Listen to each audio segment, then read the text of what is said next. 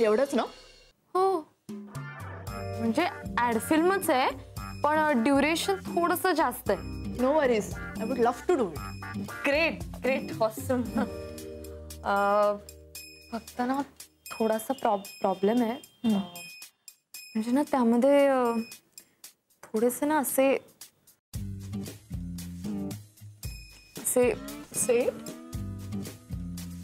Bold scenes आहेत. I hope you are comfortable with. Absolutely, I am super comfortable with bold scenes. तुला सांगते, मागच्या शूटला ना आमचा स्विमिंग पूल होता, त्याच्या बाजूला मी अशी प्रोफाईल मध्ये स्विमसूट मध्ये उभी होते आणि इकडनं असा कॅमेरा आला. ग्रेटनेस झाला असेल तेव्हा, आय एम शुअर. अगं तुला माहितीये का, मी ना ऍक्च्युली खूप जणींना विचारलं पण सगळ्यांनी ह्या कारणामुळे नकार दिला. पण यू आर ऑसम. सो मी तुझा नंबर देऊ त्यांना? हो हो, लगेच ते. पण तुला सांगते, कामात नो कॉम्प्रोमाइज. हो, तू बऱ्याच वेळा केलीत वाटतं अशी कामं. खूप कामं केली. पण मग तू कशी काय हँडल करतेस ग पुरुषांना? अगं अशा सीन्सला ना माझे को ऍक्टर्सच अनइझी होतात. म्हणजे मन में लड्डू तो फुटताय, पण हिला दाखवायचं नाही. मी काय मूर्ख आहे का? कळतं ना अगं. त्यामुळे मी अशा वेळेस ना त्यांना भावच देत नाही. पर्सनल आणि प्रोफेशनल लाईफ वेगवेगळी. Wow, awesome. आणि शिवाय पुरुष खूप सोपे असतात अगं. म्हणजे त्यांच्याशी जरा गोड बोललं ना की लगेच हुरळून जातात आणि मग बाउंड्रीज विसरतात. हो, पण सगळेच पुरुष तसे नसतात ना. हा, म्हणजे सगळे नसतात, पण most of them are like that only. आणि तुला सांगते की प्रत्येक पुरुषाला ना बाईचं अटेन्शन आवडतं. म्हणजे ते आपण कसं यूज करायचं ते आपल्या हातात असतं. त्यामुळे मला नाही पटत हे स्त्री मुक्ती वगैरे. पुरुषांची चावी आपल्या हातात असते, ती फक्त कशी द्यायची ना ते कळलं पाहिजे.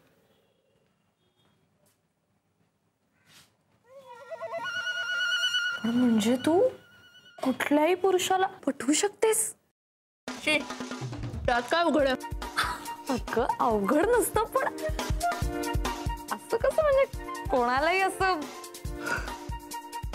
यावर आपण वेट लावू शकतो. कॉन्फिडन्स क्या बात है. तू नाव सांग फक्त. येस. सो त्याचं नाव आहे सौमित्र ठोंबरे. आहे असं आहे. स्वभावाने अतिशय आखडू आहे, दिसायला खतरूड आहे आणि डॉक्टर आहे. जर तू या मुलाला पटवून दाखवलंस ना तर मी तुझ्याशी काहीही हरायला तयार आहे.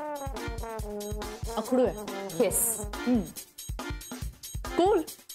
Challenge accepted.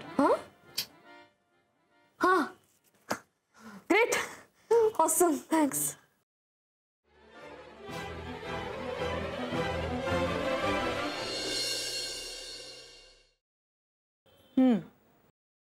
पण तुम्हाला हे सगळं कसं काय कळलं? कारण तुला बघूनच माझ्या लक्षात आलं होतं. तुझ्या मनात खोलवर कुठेतरी अस्वस्थता आहे. तुझं मन अशांत आहे, जे मला दिसत होतं. हा, पण हे माझ्या बायकोला कळत नाही ना.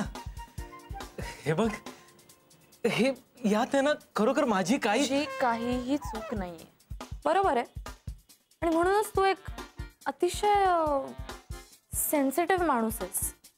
मला सांग, जेव्हा असा एक सेन्सिटिव्ह, हुशार, निष्पाप माणूस जन्माला येतो तेव्हा जगात पहिली गोष्ट काय घडते? रडते. हा, रडतो, पण बाकीची लोक म्हणजे डॉक्टर किंवा बाळंतपण करणारी लोक, ती सगळ्यात पहिल्यांदा काय करतात? काय करतात? तुमच्या आईशी असणारी नाळ तोडून टाकतात.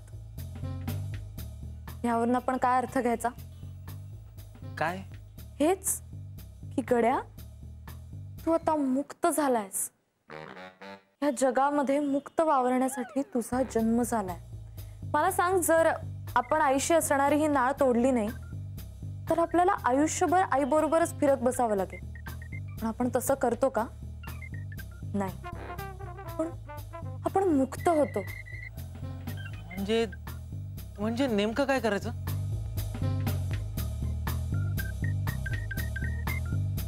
तू आत्ता काय करतोयस? काय करतोय? हेच. तू आत्ता केवळ माझ्या समोर जी व्यक्ती बसलीये तिला जे काही म्हणायचंय ते मला जाणून घ्यायचंय या निष्पाप भूमिकेतून चाललायस. आणि म्हणूनच थोड्या वेळापूर्वी तुझा माझ्याशी बोलताना स्वर चिडका होता, पण आता तू शांत झालास.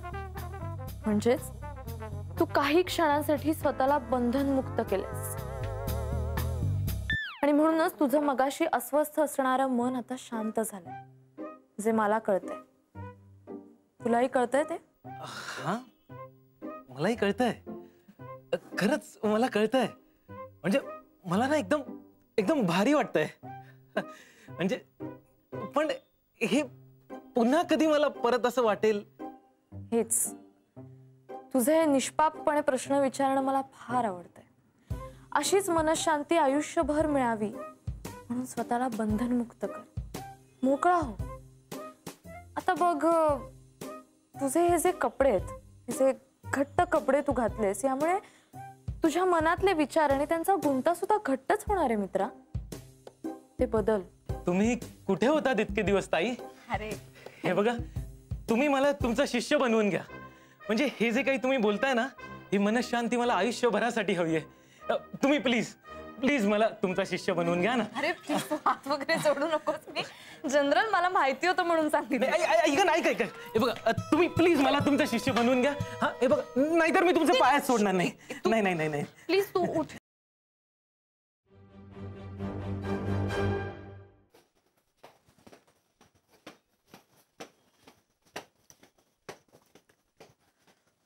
घे. रिलॅक्स. घे बरोबर. थँक्यू. तेच त्यांना क्लिनिकमध्ये चक्कर यायला लागली म्हणून खाली घेऊन आलो.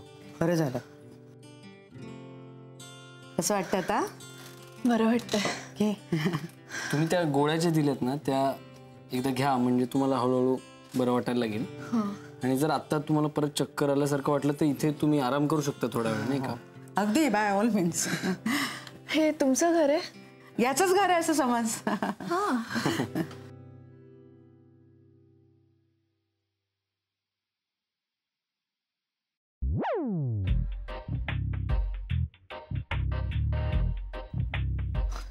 तू इथे?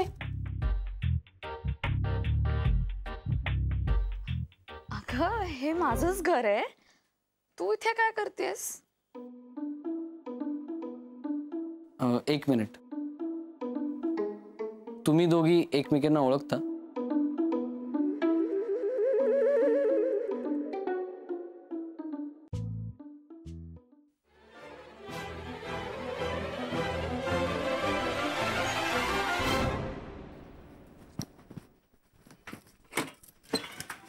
कोण मस्करी करतं ना? अगं आई, अरे याला अर्थ आहे काय? ये. काय झालं? चप्पल काढलं. हा, काय झालं?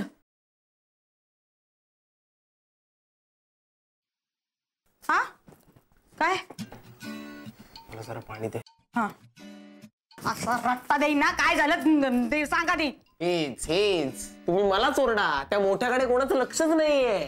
कारण तो गुणाचाच आहे. तिथे त्याचं काय चाललंय ते सांग पटकन. आई, मला हेच आवडत नाही आणि मला हेच ऐकायचं होतं. गुणाचा आहे, गुणाचा आहे, गुणाचा आहे. अगं तू बाहेर काय गुण उधळतोय ते माहितीये का तुला? ना, दादा आहे ना तो तुझा. थोडा एवढा मान. हा, तेच सांगतोय तुला आई. जो तुझा वचनप्रिय, हा एकनिष्ठ, जो हा मोनोगॅमिक राम आहे ना, मला जरा सांगशील का त्याचा असा पॉलिगॅमिक कृष्ण कसा काय झाला? काल मी तुम्हाला एक मेसेज पाठवला होता. आय मिस यू म्हटलं. तुमच्या अंगावर चक्कर येऊन पडले आणि आता तुमच्या समोर रडते आहे आणि बस इतकंच. You are impossible. तुम्ही किती न्यूट्रल आहात. आय डाऊट की तुम्ही एक पुरुष आहात. तुमच्यामुळे ठरले ना मी. एक मिनिट.